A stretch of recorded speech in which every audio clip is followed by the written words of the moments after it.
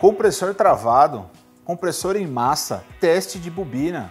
Você sabe o que é isso? Então cola aqui com a gente, nós falaremos um pouco sobre esses temas. Mas antes, deixe o seu like e se não é inscrito, inscreva-se no canal para que a gente possa continuar a colocar conteúdos que agregam na sua capacidade técnica. Bora pro vídeo! Olá, meu nome é William Nonato, sou instrutor da Sama Cursos, uma escola de refrigeração e climatização. E hoje abordaremos o tema compressores convencionais. Para compressores convencionais, nós temos basicamente 4 testes que a gente pode fazer nesse tipo de componente. Hoje nós aprenderemos 3 desses testes. Por que 3? Porque um deles é um pouco arriscado ensinar pela internet. Então, se você tem curiosidade, vou só abordar um pouquinho sobre isso no final dessa videoaula e aí você pode conhecer um pouco mais sobre o tema vindo aqui diretamente na escola. Mas afinal, quais são esses 3 testes? Teste de bobina do compressor, teste de compressor em massa e teste de compressor travado. Vamos começar então pelo teste de bobina. Antes da gente começar a mexer diretamente aqui no componente, eu quero mostrar uma coisa aqui para vocês.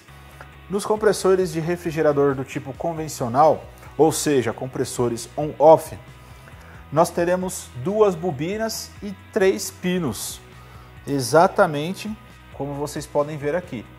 Logicamente, aqui nesse cara a gente só está enxergando os 3 pinos, né? Mas lá dentro a gente vai ter um fechamento com as bobinas. Esses pinos, eles têm nomes. Então a gente vai ter o pino na parte de cima aqui desse desenho, que é o pino comum, o pino auxiliar e o pino marcha. Lembrando que o pino auxiliar também pode ser chamado de start e o pino marcha pode ser chamado de principal em alguns manuais ou em alguns conteúdos dos fabricantes. Tudo bem? Por que é importante a gente saber o nome de cada um desses pinos? Porque a gente precisa desses nomes para fazer a correta ligação de outros 2 componentes que veremos em outra aula, que é o protetor térmico e o relé. Tudo bem? Esses 2 componentes precisam ser ligados na posição correta. E aí eu vou mandar uma dica para você nunca mais esquecer a posição desses pinos, você vai pegar sua mão direita, coloque os dedos exatamente desse jeito aqui, e aí você vai escrever com uma caneta, aqui ó, a letra C, a letra A e a letra M, tudo bem? Ou seja, Corinthians, meu amor. Você nunca vai esquecer dessa, hein? Eu aprendi com um aluno, mas ele falou de outro jeito. Clube Atlético Mineiro, mas eu dei uma adaptada para ficar legal. Se você não é corintiano, não larga o vídeo não, pessoal. Esse vídeo aqui é para todo mundo, inclusive para outros times. Brincadeiras à parte, pessoal, vamos lá. Então, o que nós vamos ter aqui? Nós temos os 3 bornes, bem semelhante ao desenho que a gente fez aqui.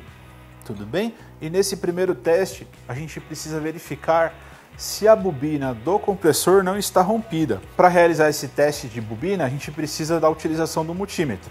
Então a gente pega o multímetro e utiliza a escala de resistência ômica. Mais especificamente para esse teste, a gente pode usar também a escala de continuidade.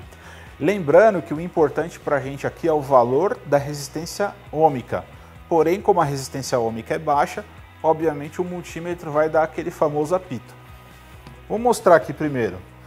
Então, quais são os testes que a gente vai fazer, pessoal? A gente precisa fazer a medição desta bobina entre o comum e o auxiliar, a medição entre o comum e o marcha, e obviamente quando nós fizermos a medição entre o auxiliar e o marcha, o multímetro vai mostrar para a gente o valor das 2 bobinas, né? Ou seja, eu vou ter uma medição nesse ponto, outra nesse ponto, e aqui eu tenho aproximadamente a somatória das 2 medições.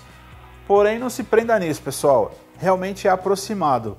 Dificilmente vai dar o valor exato. Cada compressor vai ter um valor de resistência ômica. E isso também vai variar de fabricante para fabricante. Então não se prenda exatamente no valor que você acaba vendo numa videoaula ou num equipamento que você testa. O certo é você sempre verificar o manual do fabricante para confirmar esses valores. Ligou o multímetro, pessoal? Olha uma dica. Coloque na escala de continuidade e sempre teste a sua ponta de prova antes de realizar o teste para ter certeza que seu multímetro está ok, senão você pode acabar fazendo uma medição errada. Assim como o multímetro é ajustado, a gente realiza a medição dos bornes. Então vamos começar medindo o borne comum e o borne auxiliar.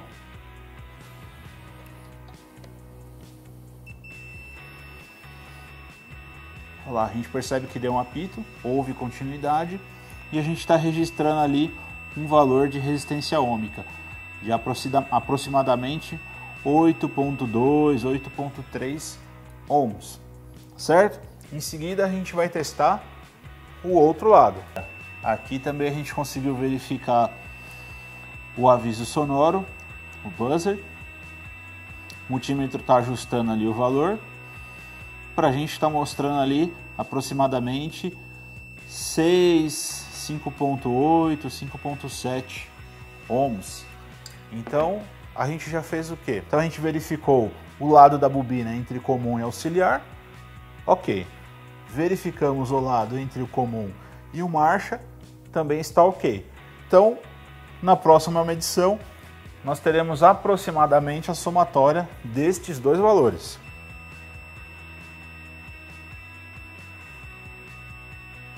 Muito bem. Então, nesse teste aqui, que é o primeiro teste, o que a gente fez? Realizamos a medida das bobinas. Significa que o compressor está bom? Não necessariamente. Significa que as bobinas deste compressor estão ok. E se eu tivesse colocado um multímetro e não tivesse ocorrido nenhum valor de resistência ohmica e nenhum aviso sonoro? Então, muito provavelmente, desde que você tenha testado o seu multímetro antes, uma destas bobinas estaria rompida. Se você fez a medição e acusou o rompimento de uma das bobinas, o seu compressor já está condenado. Porém, se a medição foi positiva, conforme nós vimos aqui, então nós temos que passar para o próximo teste, que é o teste de compressor em massa. E o que é um compressor em massa? Nada mais é do que um compressor em curto. Então, no caso, nós temos aqui um compressor bom. Como é que a gente vai realizar esse teste? A gente precisa pegar um dos pinos do compressor, pode ser qualquer um deles, né? O borne A, o borne M ou o borne C. E a outra ponta de prova nós colocamos bem nesse pininho que tem aqui, ó, que é o aterramento do compressor. Nesse caso, o que a gente está fazendo? A gente está verificando se a bobina não rompeu e não encostou em algum ponto onde nós tivéssemos passagem de corrente elétrica pela carcaça. Quer ver um outro jeito simples de fazer essa medição? Também posso pegar qualquer ponto aqui, qualquer pino, e colocar na parte de cobre do compressor. Então, nesse caso, se houvesse continuidade, ou seja, aquele aviso sonoro, isso indicaria para a gente que o compressor estaria danificado. Neste caso, este compressor não deu aviso sonoro, então este compressor também passou nesse teste. Aqui do lado a gente tem um outro compressor, vamos dar uma olhada. Neste outro compressor, vamos pegar aqui, ó, vou pegar um borne, ok? E vou colocar na ponta de cobre aqui. Ó, viu o que aconteceu? Então, no caso deste compressor, houve passagem da bobina, ou seja, da parte interna do compressor, para a carcaça. Então, isso indica que este compressor está em curto, ou seja, ele está em massa. Neste caso aqui, mesmo que a bobina estivesse ok, esse compressor também já estaria condenado. Aliás, quando um desses testes não for satisfatório, seu compressor está condenado. E por fim, nós temos o último teste, que é o teste de compressor travado. Como é que a gente sabe se um compressor está travado ou não? Então, primeira coisa, em todos os compressores a gente sempre vai ter na etiqueta deles uma indicação com 3 letrinhas chamada LRA. Sempre vai vir um número acompanhado depois desse LRA e cada compressor vai ter o teu. No caso destes dois exemplos, nós temos aqui a indicação LRA.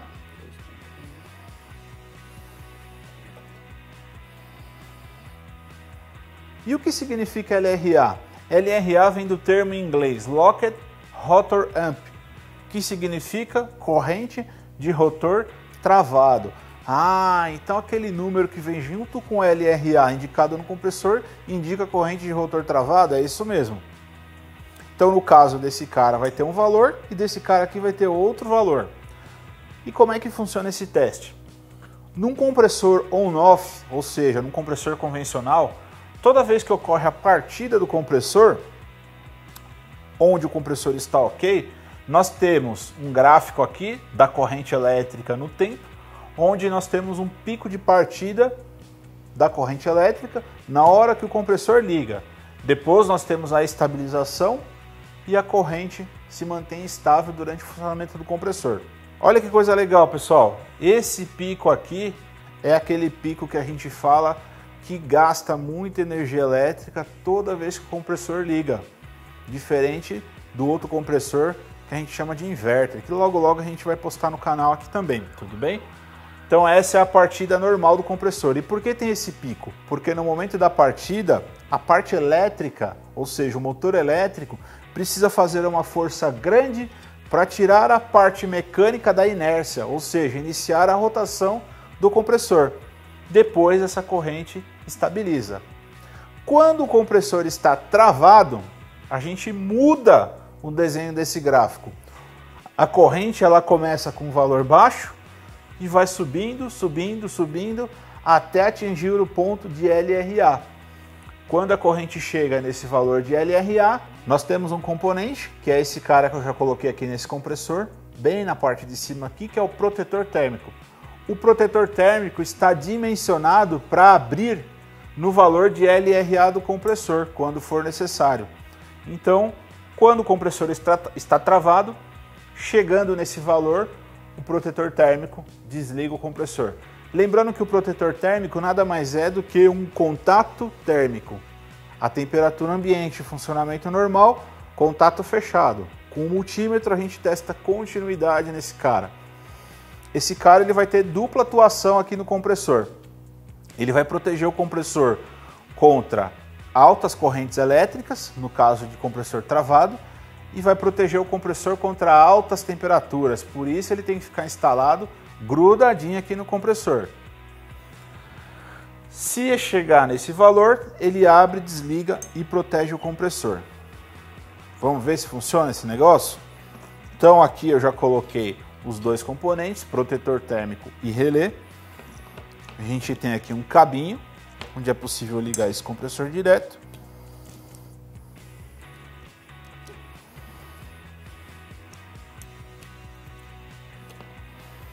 E agora nós vamos monitorar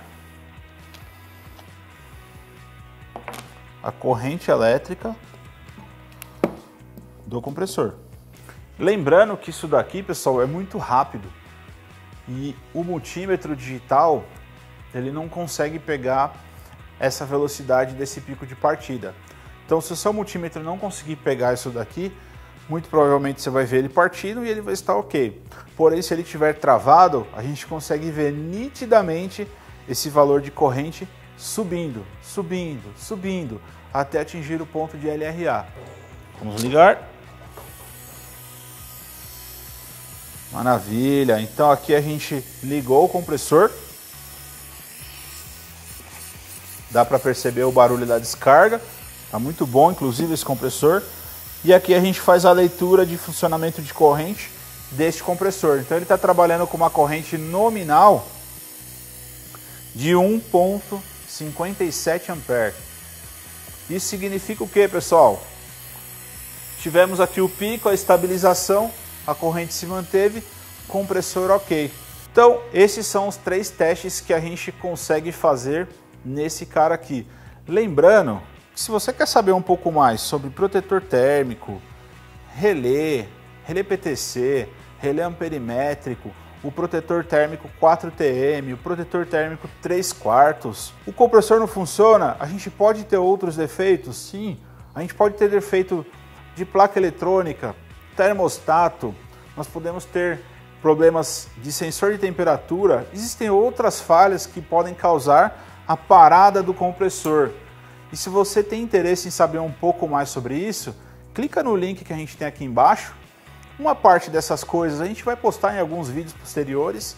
E se você quiser um conhecimento um pouco mais profundo, se você quiser mergulhar um pouco mais nesse mundo da refrigeração, clique no link da descrição e saiba mais. E qual seria o quarto teste, pessoal, que a gente falou? O quarto teste seria um teste de compressão. Ou seja, neste teste de compressão, a gente verifica se o compressor está realmente comprimindo e fazendo o fluido refrigerante circular pelo sistema. Porém, esse é um teste que, se não for feito da forma adequada, pode causar um acidente grave. Então, por esse motivo, a gente não vai mostrar esse teste aqui na internet. Mas se você quiser saber um pouco mais, você pode aprender isso aqui na prática, com todos os cuidados e a segurança que nós temos aqui em nossa escola. Para você se qualificar com a gente, como é que faz? Nós temos os cursos presenciais, onde você pode vir aqui, conhecer toda a estrutura, os professores e se aprofundar no seu assunto de interesse. Se você é de fora de São Paulo, fora da região do ABC, você também pode vir até aqui e ficar em um dos nossos alojamentos. Você já viu essa? Escola com alojamento? Só Sama Cursos. Agora, se você está com um tempo um pouco corrido, não consegue vir aqui acompanhar o nosso treinamento presencial, nós temos também os treinamentos à distância, com o suporte técnico do instrutor, do professor. Então, na Sama Cursos, de forma alguma você vai ficar simplesmente jogado no mundo online. Nós temos um grande suporte para você. Clique no link da descrição para conhecer um pouco mais sobre isso que a gente acabou de falar. Deixe o seu like para fortalecer a nossa parceria, eu e você. Resumindo, funcionamento do compressor, teste de bobina, teste de compressor em massa e teste de compressor travado. Para você garantir que o seu compressor está em ordem, funcionando perfeitamente, você precisa que os 3 testes deem ok. E aí sim, com segurança, você vai aprovar o funcionamento do seu compressor. Vai uma dica aqui. Normalmente, quando o compressor está comprimindo da forma adequada, o condensador vai aquecer e a sucção vai esfriar. Tem mais um jeito, mas pega esse por enquanto. Valeu? E esse foi mais um vídeo da Sama Cursos. Professor William Nonato te encontra em breve e vem coisa legal por aí, pessoal. Esse canal nosso aqui vai começar a ficar recheado de muito conteúdo técnico. Aguarde, acompanhe a gente, se inscreva no canal e deixe o seu like para dar aquela força pra gente. Valeu? Abraço! Bora, Will!